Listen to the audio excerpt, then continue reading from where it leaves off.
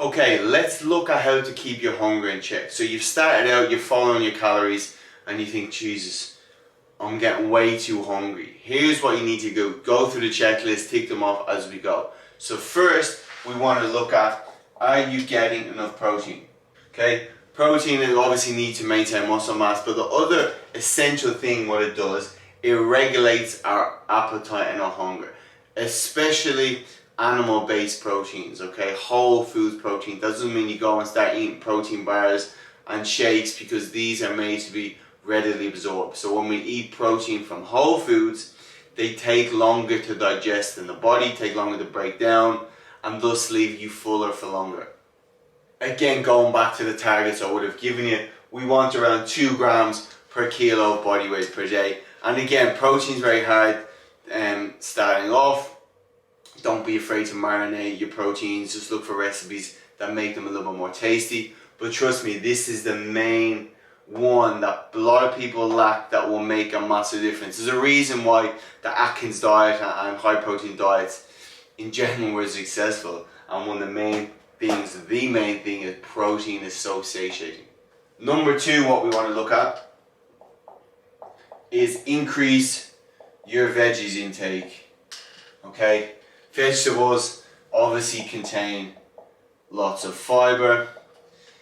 They contain lots of food for the amount of calories you're getting, so they are low cal, high nutritious foods. Again, if you think of like a plate of broccoli compared to the calories of 100 calories from a tablespoon of oil, you're going to be way more fuller consuming these foods than any other type of food.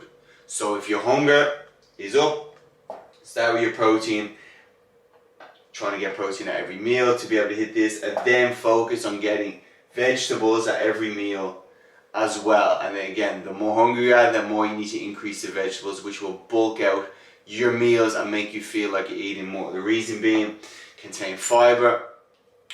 Obviously fiber drags water into the stomach. One of the reasons that will kind of hit your stretch receptors and make you feel like you're fuller. And obviously fiber takes longer to digest, which slows the absorption down in the body. The same kind of as protein. Once we slow it down, it means we're going to stay fuller for longer as well. Number 3, what we can look at doing is increase the amount of fruit. Again, for the same reason as above.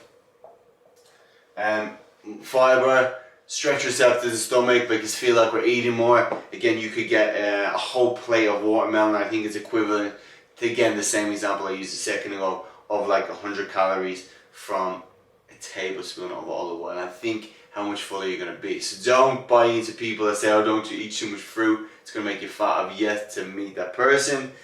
Some fruits are a little bit higher calorie, but obviously if calories are an issue, we can look at what fruits contain little calories. Watermelon, etc. is a really good one. Next, what we want to look at is make sure we're not dropping calories too low. Okay, so be aware. Because doing that will obviously increase your hunger appetite, and that will only increase the percentage that you will binge out.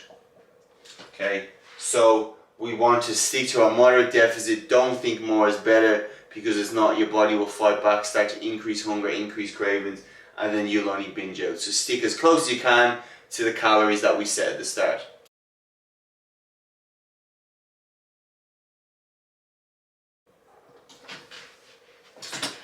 And lastly, again, this is individual, so we'll work with together. Maybe using intermittent fasting or fasting would work best for us. So say, for example, a calorie deficit, and this applies more to our smaller body people, probably more female as well. Say, for example, your calorie deficit is 13, 14, 1500 calories. Some people even 1200 calories, depending on where they're at. They could have, if it's 1200 calories, 3 meals of 400 calories in each meal, which may not feel very satiating no matter how much protein, veggies you get. So what we can do is we can skip breakfast, kind of run on some caffeine, run on some stress hormones, get to lunch. That means we can have 2 600 calorie meals, or you don't have to divide immediately. It could be one 400 and one massive 800 calorie meal at night, and it may give us the illusion that we're eating more. So after those meals, you're very full, rather than leaving those meals that you're like, oh, I'm still a bit hungry. So that can work best for some people. Even one meal a day, they may do. It's called, the synonym is like OMAD, AMOD, 1 meal a day. There's a time and place for it, especially if we do not feel we've done all these things.